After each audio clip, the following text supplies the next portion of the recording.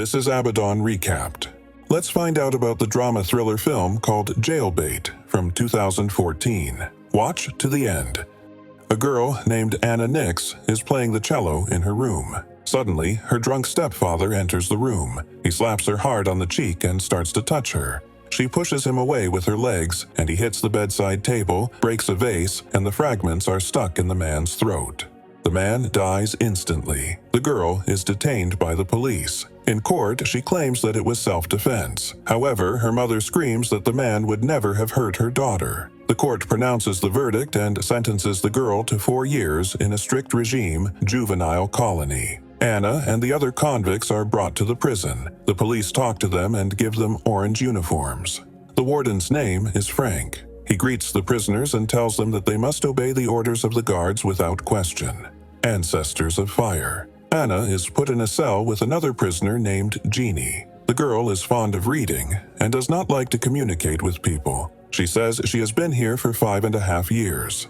In the morning, Jeannie watches Anna sleeping and gently caresses herself with her hand. The next day, Cody approaches Anna on a walk. She rudely begins to ask the girl about her life before she went to prison. Cody intimidates the girl and says that the other inmates are real monsters. According to the impudent girl, people like Nix don't stay here long. In the dining room, Cody approaches Anna again and offers to protect her because many people are already looking at her. The girl just wants to be left alone and gets up from the table. Later, Cody and his gang catch Anna in the back room and beat her. They warn her that if Nix tells anyone, they will kill her. Nurse Jane explains to Anna that prison is a terrible place and the people here are very cruel. Jane advises her to contact the warden if she has any serious problems. The girl goes to the warden and asks him to help her. Frank replies that the only way to avoid violence is solitary confinement, but it is unlikely that the girl will be able to stand it.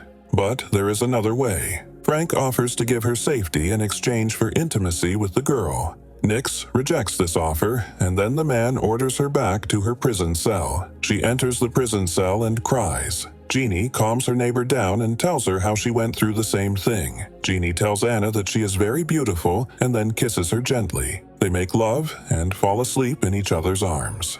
During the literacy class, a black girl keeps staring at Anna. On a walk, she intimidates Nix and mocks her. Jeannie is fed up with the bullying and decides to ask Cody for safety. Jeannie is disappointed by this act. The gang girl blocks Jeannie's path and then attacks her, but Jeannie fights back. Cody respects daring antics, and now she is ready to take Anna into the gang. The girls take Nix to their cell, where there is alcohol, TV, and illegal substances. They explain that Frank helped them get all of this in return for mutual favors. Cody orders Anna to beat up a black girl who has been bullying her. The girls are going to film the fight on their phones. Annie boldly rushes at the offender. Soon, the girls are separated by security. As a punishment, Nix is stripped naked and thrown into a punishment cell for 2 weeks. After a couple of days, Frank pulls the girl out of the cell and promises to spare her the punishment if Anna gives him a good time. Nix does so, feeling very disgusted. Soon, the girl gets her first tattoo and is treated to a banned substance. Cody confesses to Anna that she likes her very much. The girls kiss and make out with each other until the alarm clock goes off. Her mother visits Anna in prison. She still does not believe that her stepfather abused her daughter. Anna cries and screams that he was always abusing her. The mother hits the girl in the face and leaves, saying that this is where she belongs. The next day, a black girl and her gang attack Cody's gang. Soon, the guards break up the prisoners and Nix is taken back to Frank. The warden says that he has thrown the black hooligan in the hole for 2 weeks, and he will not do anything to Anna if she does him a favor. Frank treats the girl to illegal substances, bends her over, and uses her dirty. When Anna returns to her cell, she starts asking her roommate questions. Jeannie refuses to talk to her because Anna is under the influence of illegal substances. Nix slaps the neighbor and immediately tries to apologize. Because of the bruise on Jeannie's face, Anna is taken back to the boss, where he certainly doesn't miss his chance to take advantage of the virgin. Nix gets tired of what is happening. She starts to use all kinds of substances all the time. Anna quarrels with Cody, and she tells the girl to get out. On a walk, Nix tries to make peace with Jeannie, but she chases her away. Anna sees girls taking illegal substances. She gives them some bills and joins them. Cody sees this and asks the girl to calm down, but Anna is only rude in response. Cody yells that Nix is no longer under their protection and walks away. The next day, in the bathroom, the black man and his gang beat up Nix. The girl becomes increasingly addicted to powerful, illegal drugs. She sees severe hallucinations and thinks about taking her own life. Jeannie tries to calm her neighbor down, but Anna doesn't listen to her. Under the influence of the drugs, Nix again rushes at the black girl, provoking a massive fight. Because of this, Anna is sent to the punishment cell again. After serving a few days there, she breaks a plastic food tray and tries to commit suicide with a piece of it. She is miraculously saved. Anna regains consciousness in a psychiatric hospital. She is completely tied up, hand and foot. Jane asks the prisoner to come to her senses. Nix looks in horror at the alcoholics and the insane in the psychiatric hospital. She asks to see her mother. The mother finally admits that she knew what a terrible person her stepfather was. The woman apologizes to her daughter and says that she should be in prison, not her daughter.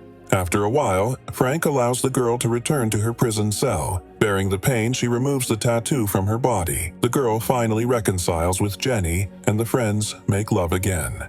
In the cafeteria, Cody and his gang are bullying Nix again. A black girl comes up to her and starts bullying Anna as well. There's no one else to protect the girl. The boss calls Nix to his office and gives her a cello. The man wants her to perform at the prison talent show. In the corridor, Cody catches Anna and cuts her face with a razor. She does this because Anna dared to remove their tattoos. The villains beat the girl and step on her hand so that she cannot play a musical instrument. When Frank comes to the prison hospital, Nix admits that she was beaten by Cody. Jane notices the way the warden treats the prisoner. Later, Anna tells the nurse the truth. She says that the warden is constantly forcing her to perform certain favors. At this time, Frank watches the women on the surveillance cameras. A couple of days later, the inmates attack Jane and beat her. The nurse bursts into the warden's office and says she will tell everyone the truth about his abuse of prisoners. As soon as the woman leaves the office, Frank gives the order to get rid of the girl. In the locker room, Jane is approached by an inmate girl and stabbed several times with a sharp object. The warden lies to Anna that Cody killed Jane. Nix plays the cello at a talent show and even manages to make the inmates fall in love with her music. After the performance, Frank tells the girl that her parole hearing is next week. Then the man takes Anna by force again. Jeannie explains to Anna that she should not trust the warden. He lies to her all the time. Cody and his gang mock Anna in the corridor, but they are scared off by a guard. Soon after, Nix receives a letter about a hearing to be released from prison. The girl realizes that Frank is likely to deceive her, and she asks Cody for help. The girl is not averse to taking revenge on her vile boss. Cody gives Anna a phone and asks her to discreetly record a video of herself with her husband. When Nix comes to the office, Frank orders her to do dirty things again so that he can put in a good word for her at the hearing. The girl secretly filmed the whole process on her phone. The next day, the hearing on her case begins. Anna tells the judges that she is sorry for the crime, but Frank breaks his end of the bargain and claims that Nix is a persistent troublemaker and should be kept in prison. The commission is about to deny the girl's parole, and then she shows them a video of Frank using the prisoners for his own dirty purposes. The warden is immediately arrested for harassment. Frank is led down the corridor, where angry inmates attack him furiously. The next day, the commission finally releases the girl from prison early. On the street, a joyful mother meets her daughter. Sometime later, Anna Nix plays the cello at a big concert, and that's where the movie ends.